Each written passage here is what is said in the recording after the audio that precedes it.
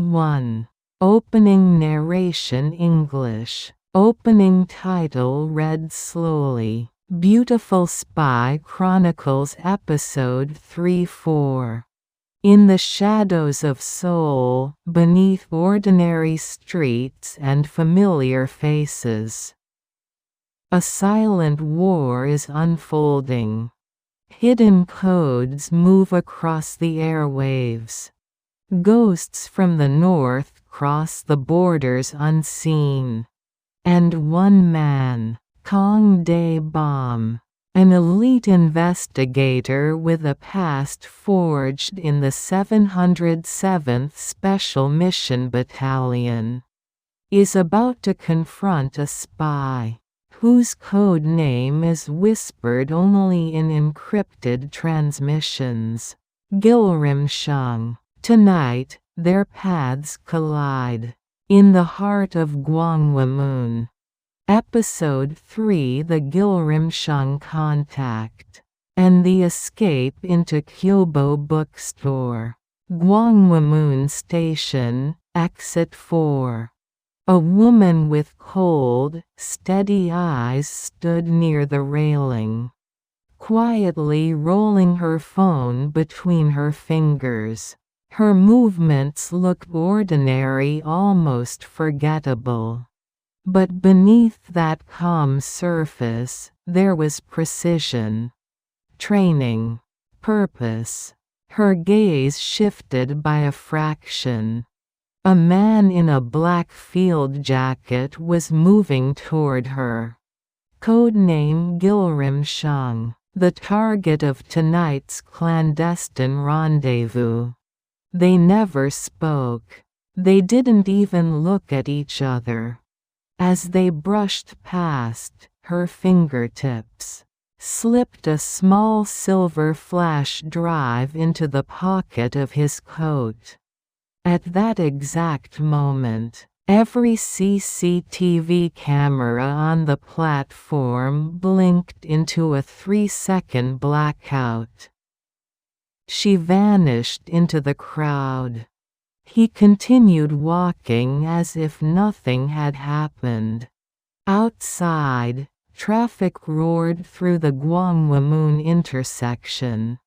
The silhouette of Gyeongbok Palace shimmered in the cold air behind Admiral Yi Sun-sin's statue. No one noticed the meeting. No one was meant to. Spider 4 to base. Contact complete. Flash drive confirmed. A monitoring agent whispered into his radio. Field teams, maintain distance. The subject is moving north from the plaza. Kang Dae-beom, moving quickly through the pedestrian flow, lifted his radio. Check the blackout timing. Evaluate for external intrusion. Yes, sir. Analyzing the CCTV server logs. Blackout lasted exactly 3.27 seconds. A short blackout. Short enough to hide a handoff. Long enough to raise suspicion. Cafe near Gwanghwamun second floor. A surveillance agent closed his laptop, frustrated. Team leader, that woman's face is clean. No clear frontal shot. She's good. Really good. Only the side profile is usable. Dae-beom exhaled slowly, staring down at the restless crowds below. A pro.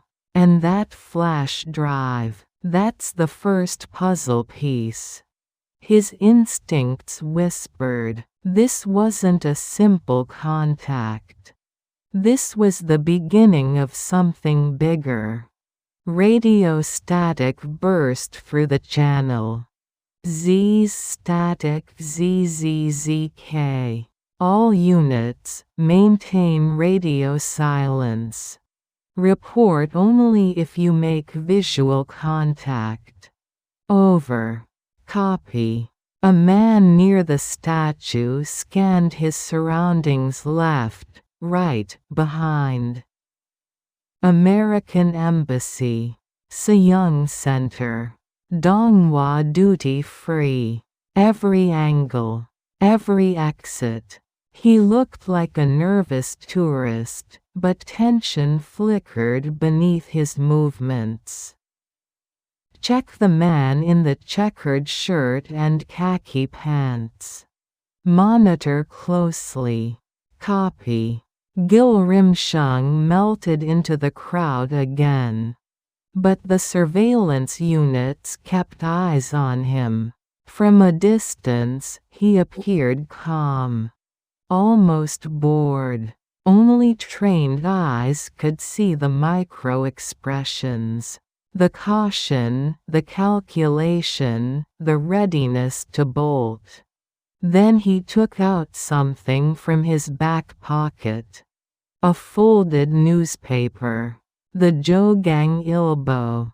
A perfectly ordinary choice, popular, common, everywhere.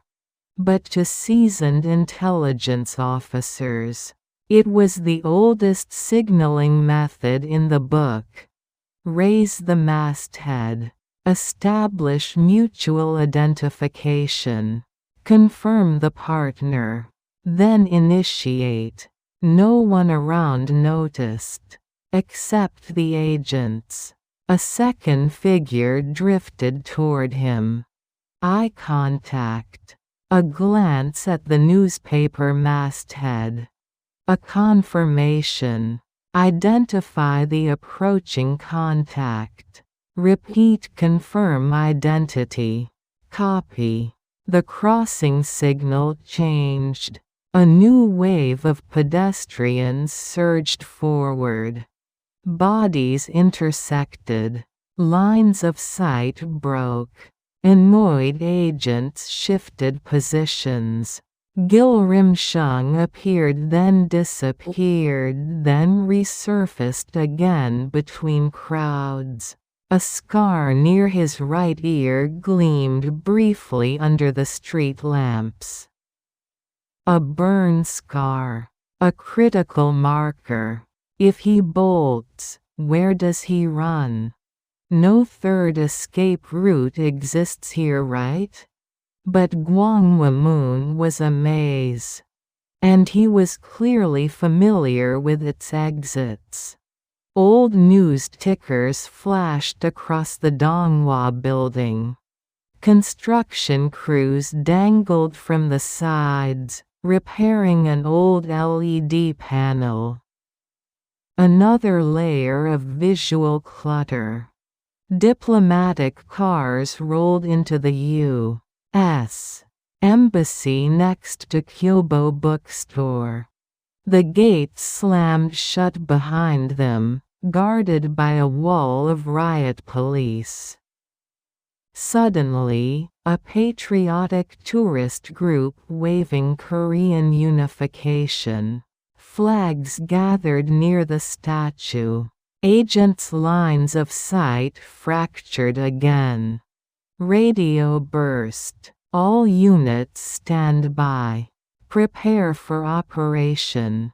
Rapid clean, no noise. The signal. The takedown was now authorized. The attempted arrest collapse. Agents surged forward. Gilrimseong sensed something. A shift in the air, a predatory pressure. He bolted. Straight into traffic. Cars screeched. Horns blared. A sedan skidded sideways.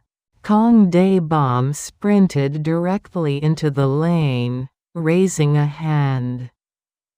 Slam. A bumper clipped him and he rolled over the hood, hitting the asphalt. But Dae-beom was already on his feet again, teeth clenched, charging forward. Kyobo Bookstore underground entrance. Gilrimseong dove down the stairs 2, 3 at a time. Agents followed. Inside Kyobo Bookstore, Dae-beom shoved the glass doors open, breath ragged. Where the hell did he go? That son of a. The bookstore was a sea of people, students, tourists, office workers. A perfect hiding place. Agents fanned out, tightening the search grid. Suspect description updated. Male, early 40s, around 170 tall. Burn scar by the right ear. Wearing checkered shirt, khaki pants. Somewhere among the bookshelves, Gilrimseong was moving. Silent. Calculated. Familiar with every corner. He slipped into the employees' break room. Empty. He opened a locker, 2 staff uniforms. He stripped, dressed, and checked himself in the small mirror. Then, rip. He peeled off a strip of latex skin. The burn scar fell away. Underneath, a clean, unscarred face. A master of disguise. He walked out casually. Picked up an armful of books. Blended in with the staff. Walked straight past 2 investigators. None of them noticed. He placed the books beside the cashier. Grabbed a stack of magazines. Headed toward the exit as if relocating stock. Perfect. Unremarkable. Invisible. Agents discover the clue. The break room door opened under Dae-beom's hand. A torn latex prosthetic lay on the floor. Damn it, he disguised himself. All units, be advised. Suspect changed into Kyobo staff uniform. Face unknown. Detain any suspicious movement. Inside NIS headquarters, Director Cho slammed his fists on the desk. How the hell did you lose him at the Admiral Yi statue? Move. Hunt him down. Field teams scrambled. The collision. Meanwhile, in the stairwell connecting Kyobo to the basement parking lot. Team leader Yoon-jun Tae turned a corner. And collided with a staff member carrying books. The books exploded across the floor. "Aw, sorry. I'm so sorry."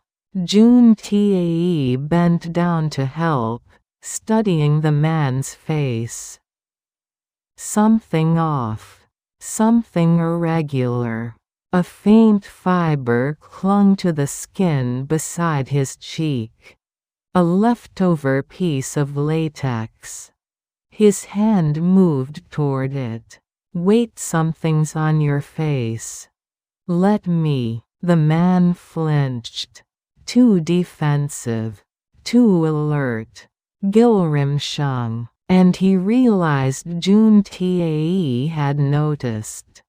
Episode 4. Kyobo Bookstore ambush and the Cheonggyecheon pursuit. Yoon-jun Tae's hand hovered closer to the man's cheek. A faint, flesh-colored fiber trembled there. Half torn, clinging to the skin like something that had been ripped off in a hurry. "That's not dust. That's latex." Juntae narrowed his eyes. "Hold on. There's really something on your face. Let me get that for you." The man pulled back. I said it's fine. Don't touch me. Just a second. Looks like a bug. An insect, maybe. The tip of Jun-tae's finger moved in, slowly, deliberately.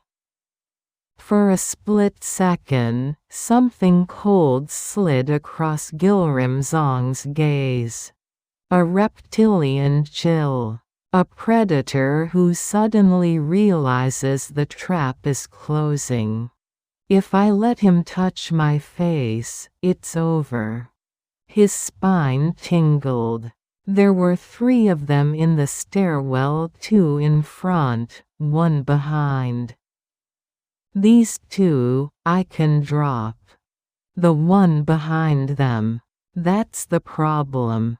In that instant, Gilrimseong made his choice. His eyes hardened. The warmth vanished. A killing intent surfaced.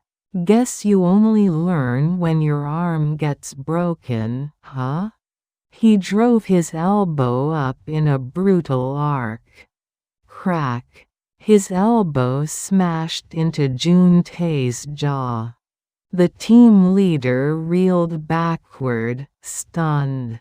Gilrimseong seized Jun-tae's wrist, twisted low under his arm, and flipped him clean, over-slamming him down the stair edge, before he could follow up with a knee strike to the face.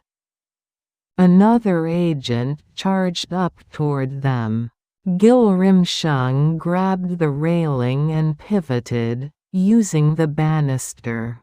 Like a parallel bar, he swung his body, both feet lashing out. The agent took the full force of the kick and crashed backward down the stairs. A third investigator lunged in, fists raised. The narrow stairwell exploded into close-quarters combat. Gilrimseong struck with vicious efficiency throat, ribs, solar plexus. One agent tumbled down the steps, rolling to the landing like a discarded doll. The agent below, trying to recover, reached for his sidearm. Too late. Gilrimseong had already drawn his own. Bang! Bang! 2 clean shots. The bullet punched straight through the agent's forehead.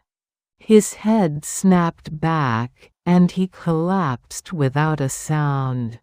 Gilrimseong didn't wait to watch him fall.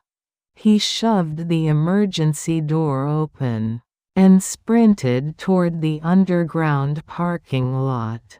Radio call fire authorized. Gunshots. We have shots fired. This is Spider Command. All units, firearm use is authorized. Aim below the waist if possible. Capture alive if you can, but do not let him escape. Gilrimseong heard the echo of boots and shouted orders closing in behind him. He cut between parked cars, using pillars and vehicles as cover. Then dashed toward the building exit. He burst out onto the street, heading toward the old Gwanghwamun building. Gwanghwamun rooftop deadly ascent. Spider 13 here. Visual on the suspect. One male, early 40s, Kyobo staff uniform. Approximately 170 in height. He's heading toward the old Gwanghwamun building. Repeat, suspect moving toward Gwanghwamun. All Zone 2 units, break from the bookstore and pursue. Gilrimseong darted through the entrance of the aging building. The interior smelled of dust, solvent, and construction adhesive.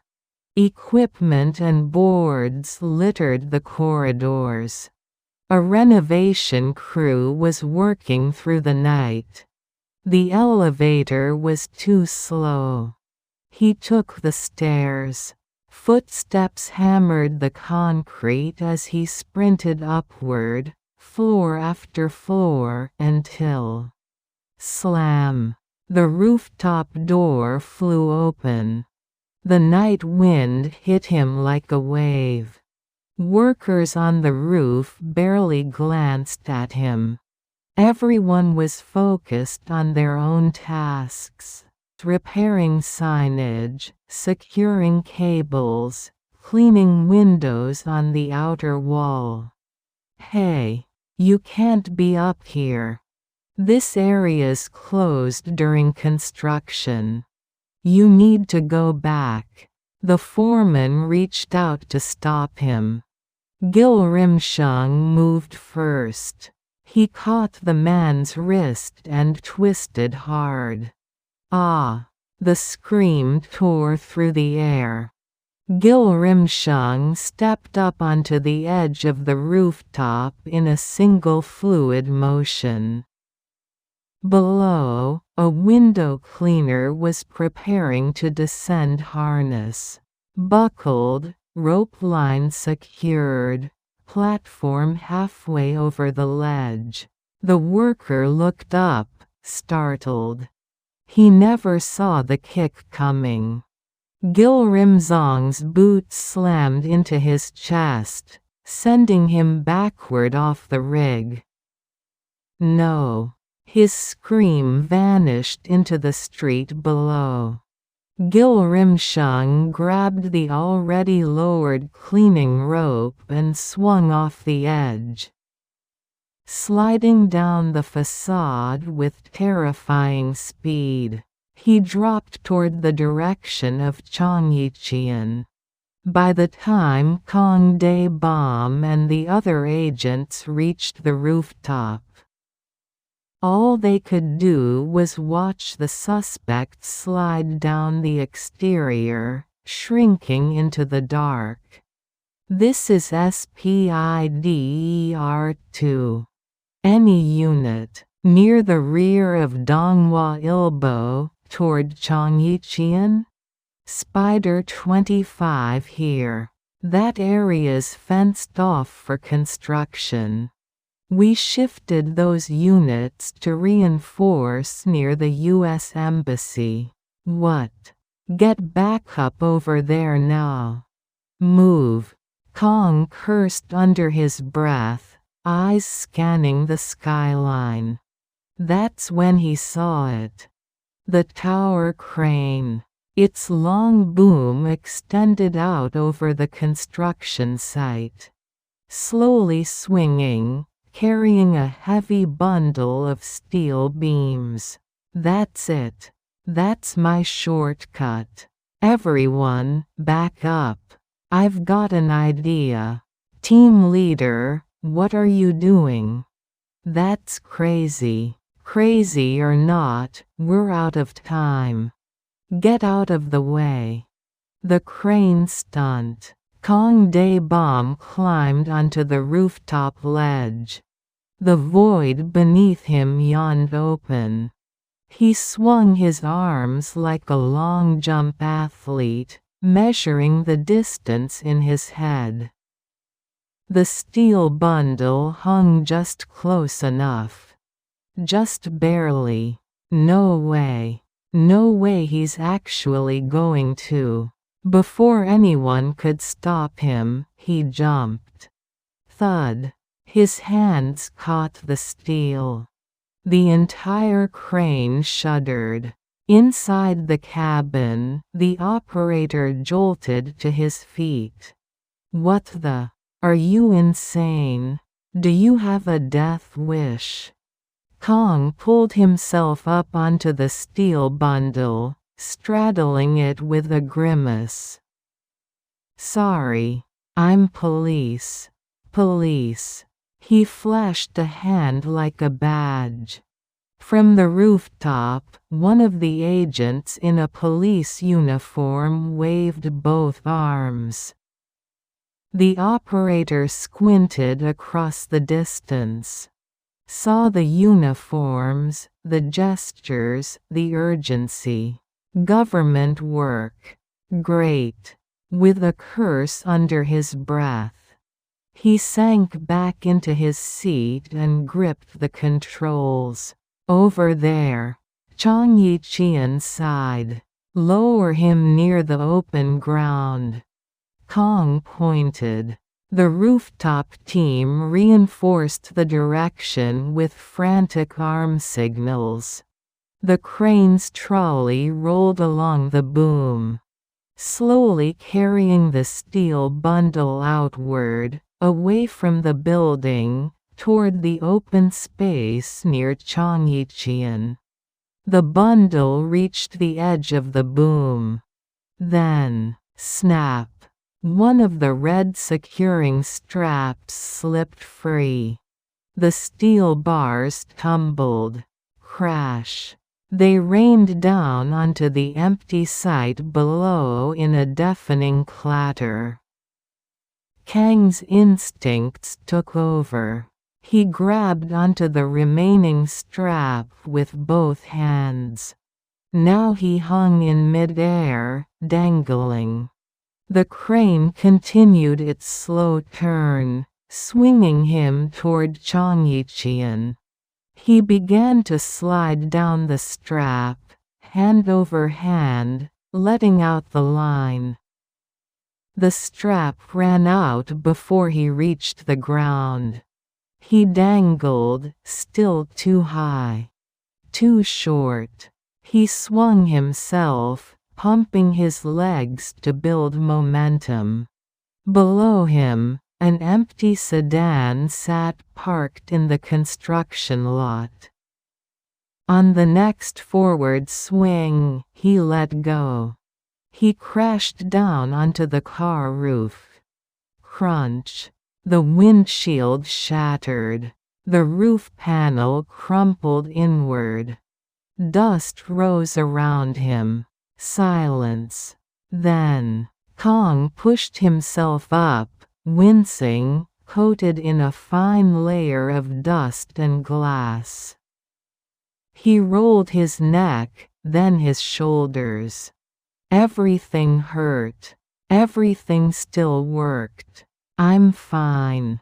Send backup to Cheonggyecheon. Now. He dropped off the ruined car. Vaulted the temporary fence, and sprinted toward the stream alone. Cheonggyecheon descent into the dark. Cheonggyecheon glimmered softly in the night, half restored. Urban stream, half-buried culvert. Some sections flowed in the open air. Others remained sealed under concrete. Accessible only through maintenance doors and drainage inlets. Up ahead, Gilrimseong was already disappearing through one of those side doors, a small, half-open metal gate in the wall. Kang spotted him just as it closed.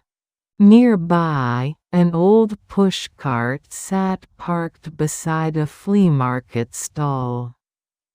The vendor was napping, hat pulled over his face. Kang swept a military-style flashlight from the cart in one motion. "Sir, I'm so sorry. I'm police. I'll bring this back later." The old man jerked awake, hearing only half of it. He looked at the empty slot on his display. "Hey, the flashlight. You have to pay for that. I'll come back for it." Kang was already gone, slipping through the half-open side door. Inside the covered stream, Darkness swallowed him. The sound changed, the city's noise faded, replaced by echoing water and dripping stone. The beam of the old flashlight wavered, its battery nearly spent. The yellowish light flickered along damp concrete and old stone pillars that held up the ceiling. Some of the granite columns had faint, worn characters carved into them, relics from an older soul. He walked deeper, squelching footsteps, shallow water, the smell of stale air. The flashlight's glow weakened.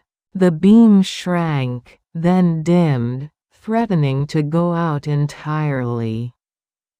No backup, no exit, and a North Korean deep-cover operative somewhere ahead of me in the dark. Kang slowed, feeling the walls with his free hand.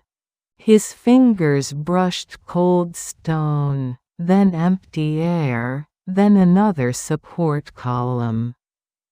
He took another step, then another, then, clink. A clear, metallic sound rang out in the darkness.